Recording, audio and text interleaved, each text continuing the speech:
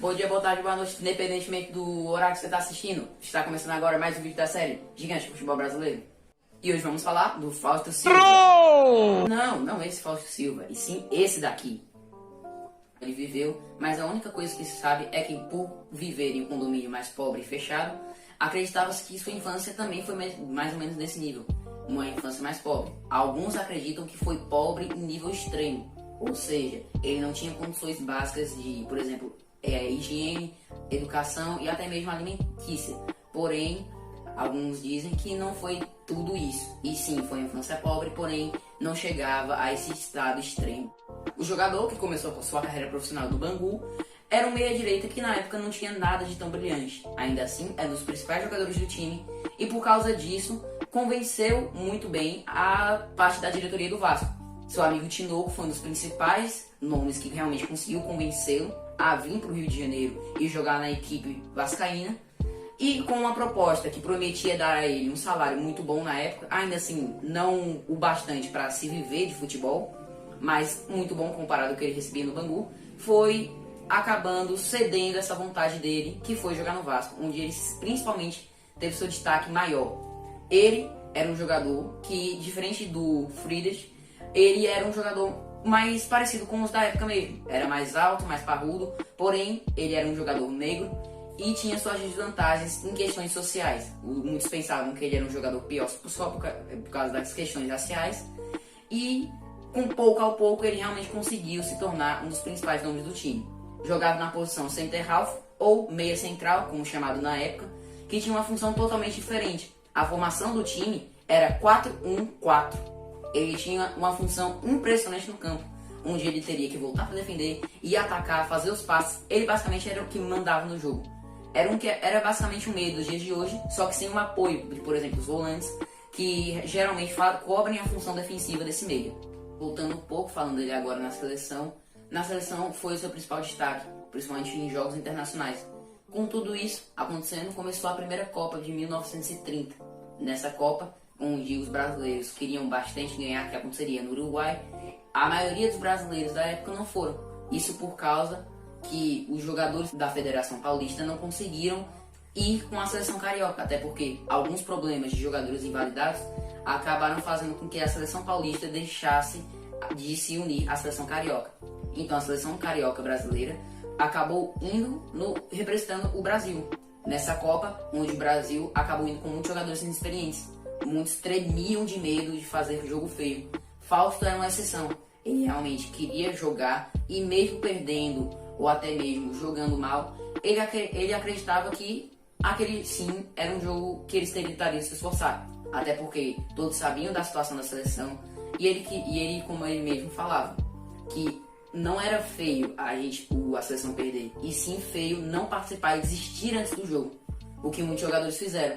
Na volta, depois de vários vexames nessa Copa que tivemos, os jogadores após a volta ao Brasil acabaram se questionando de várias coisas. Essas coisas foram, dentre muitas, como por exemplo, a má hospedagem que eles falavam que tinham, a má alimentação, o campo que não favorecia ele, as condições climáticas, mas Fausto foi o único que chegou a realmente falar alguma coisa concreta, que foi o que? Todos os jogadores tremiam, uma seleção de medrosos, que ele acabaria intitulando assim.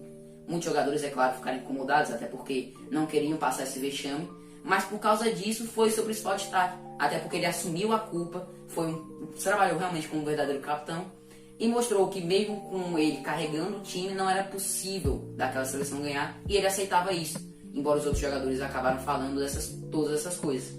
Na seleção ainda teve outros trabalhos contra vários amistosos e jogos de seleção que foram importantes, porém sem muito destaque do jogador, até porque ele realmente mantinha sua forma, conseguiu jogar bem, mas não tudo aquilo quanto ele jogou no Vasco da Gama, no Bangu e um pouquinho e no Barcelona também. O jogador, com sua ida para o Flamengo, teve sua pior fase da carreira, a fase final, que geralmente é muito característica por jogadores acabarem caindo um pouco, porém com seus decorrentes problemas de gripe e também um pouco do seu problema que ele tinha nos pulmões, acabou fazendo que essa fase, que geralmente é normal acontecer do futebol, acaba caindo dos jogadores, sendo muito pior. Ele não aguentava correr o primeiro tempo, ou seja, ou ele corria bastante no primeiro, ou ele jogava o segundo completo, fazendo com que o jogador, que era principalmente chamado de Nego Maravilha, não fosse mais toda essa maravilha de sempre. Ele acabou perdendo bastante da sua credibilidade como um grande jogador brasileiro e perdeu muito mais em questão do seu físico. Acabou se desgastando muito, o que fez com que ele tivesse ter muitos problemas. Após essa passagem conturbada, ele queria rescindir o contrato, até porque ele não se conformava em ficar com o Flamengo.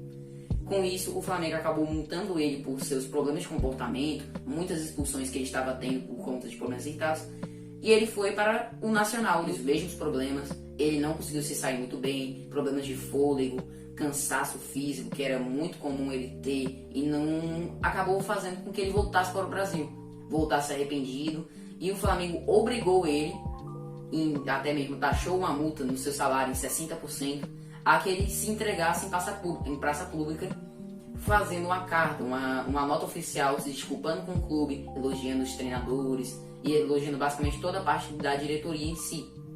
Com isso feito, a diretoria ainda assim não aceitou a volta dele, e só quando a eleição foi refeita que ele pôde voltar a jogar. Porém, não era o mesmo de antes. Ele era muito pior, até porque ele foi afastado dos seus treinos, então ele estava muito pior fisicamente e não conseguiu se manter. Com tudo isso, acumulando todos esses problemas que ele tinha, teve que ser internado, pois suas gripes acabaram piorando bastante. O médico aconselhou ele a ir para o hospital e ele se lembrava enquanto sua ida ao hospital era frequente, que antigamente ele recebia conselhos tanto da sua família, tanto dos seus médicos de outros clubes, que ele tinha que parar, tinha que repensar seus atos, e agora via que esses problemas de comportamento, problemas que ele tinha de dormir tarde, estavam fazendo o que todos queriam avisar a ele, e realmente aquilo estragou a carreira dele, não havia mais tempo de se recuperar. O jogador acabou tendo que se transferir para Minas, onde realmente o ar era mais fresco, era mais leve, e ele acabou gostando sim do clima, porém ele não conseguiu se acostumar com a solidão. Com tudo isso, acumulando todos esses problemas, algumas irmãs, principalmente freiras, acabaram acolhendo ele junto aos médicos e fazendo companhia. Ele continuou com seus tratamentos e se tornou uma pessoa mais religiosa, digamos assim. Tanto até que ele começou principalmente a ler mais livros. E isso fez com que ele até melhorasse, esquecesse um pouco da solidão. Porém, já era tarde. O jogador, enquanto agonizava com as freiras, que tentavam ao máximo pedir ajuda e tentar ajudar ele, acabou falecendo com suas causas naturais, problemas que ele tinha recorrente de pulmão, e infelizmente deixou a todos naquela época, que faziam diversos mutirões, diversos apoios a ele, já que o Flamengo não tinha tanto dinheiro para bancar todas essas coisas, todas as contas e tals que ele tinha, e muitos até faziam campanhas para ajudar o Nego Maravilha, como até próprios jogadores que organizaram um show, uma festa incrível, que realmente conseguia arrecadar bastante dinheiro, porém ele acabou deixando a todos na manhã do dia 28 de março de 1939, infelizmente ele veio a falecer. Então foi isso, espero que tenha gostado do vídeo, desde já agradeço o apoio e peço que continue assim para que a gente possa continuar com a série. E se vocês quiserem que eu pule algum jogador, fale de algum outro específico que esteja no livro, eu posso fazer isso. Dê sua opinião, se vocês querem que eu grave algum tipo de conteúdo diferente. E muito obrigado. Tchau!